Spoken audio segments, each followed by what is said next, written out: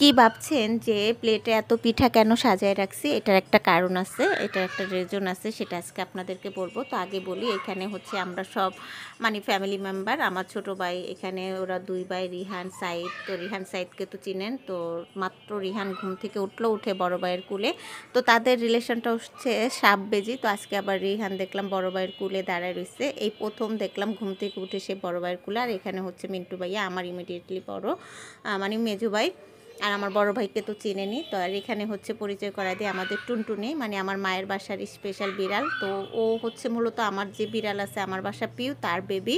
তো ওকে আবার মায়ের কাছে দিয়ে আসছি একটা। তো মুক্তা আবার বিড়াল পছন্দ করে, যার কারণে আমি একটা বিড়াল আবার টঙ্গিতে দিয়ে আসছি। তো এ আবার মুক্তার খুব ভক্ত, মুক্তার সাথে ঘেসে ঘেসে থাকবে, মানে সব কিছু মুক্তার সাথে। তো আজকে যেহেতু ওর 7 মাস পড়লো, তো আমরা সবাই মিলে একটা পিঠার আয়োজন করছি। তো এখানে বড় দুলাভাই ও পিঠা খাওয়াই দিতেছে। আসলে আমাদের কোনো প্রিপারেশন ছিল না, আমরা যেহেতু আজকে আসছি, আজকে আসার পরে দেখি আম্মা পিঠা টিঠা বানাইছে, বললো বউকে একটু খাওয়াই দিতে।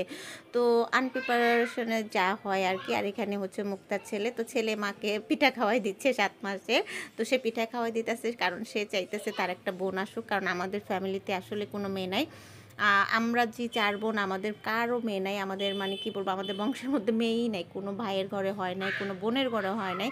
এর জন্য সবার প্রত্যাশা যে আমাদের ঘরে একটা মেয়ে আসুক। তো যাই হোক, এখানে মুক্তার ছেলে মানে আমার যে ভাইয়ের ছেলে, ও চাইতেছিল যে ওর একটা বোন আসুক। কারণ আল্লাহর উপর তো আসলে ফাইট করা যায় না। আল্লাহ যেটা দিবে সেটাতেই আমরা খুশি, আমাদের কোনো মন খারাপের কিছু নাই। তো যাই হোক, যেহেতু আমার পিঠা টিঠা আয়না দিল, তো বড় ননাস হিসাবে আমার দায়িত্ব ছিল খাওয়াই দেওয়ার। তা আমি মুক্তাকে পিঠা খাওয়াই দিলাম।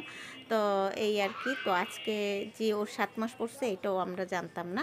আর এখানে আবার আমার ছোটো খালা পানি আইনা দিছে। তো ছোটো খালা পানি আইনা দেওয়ার পরে কি যেন একটা বলছে, খুবই হাস্যকর, যার কারণে মুক্তার পানি মানে আটকাই গেছে গলায়। তো আমি আবার একটু ওকে ডলে ডলে দিলাম, যে এত হাসিস না, তার বুকে টুকে আবার উঠে যাবে। তো এই আর কি। তো আসলে আজকে বাসায় আসার পরে মিস করছি আমার বোনদেরকে, কারণ ওরা তো আর নাই। আর ভাইয়া থাকলে আরও বেশি মজা হতো। তো ভাইয়াও নাই। তো আসলে আমরা আসছি হুট করে, যেহেতু কোনো প্ল্যান ছিল না। তো এই আর কি। আর এখানে আসার কারণ ছিল যে ওই জমিটার বিষয়ে, আমরা যেহেতু এখানে বাড়ির কাজ ধরবো, তো ইঞ্জিনিয়ারের সাথে একটু কথা বলা, এই আর কি। এই জন্য একটু ফ্রি টাইম পাইছি, চলে আসছি। তো ভাইয়া সহই বরাবর আসি, তো ভাইয়া নাই, এই জন্য এবার একাই আসলাম। তো যাই হোক, সব মিলে ঘরোয়াভাবে মুক্তার 7 মাস পালন করা হলো। সবাই ভালো থাকে।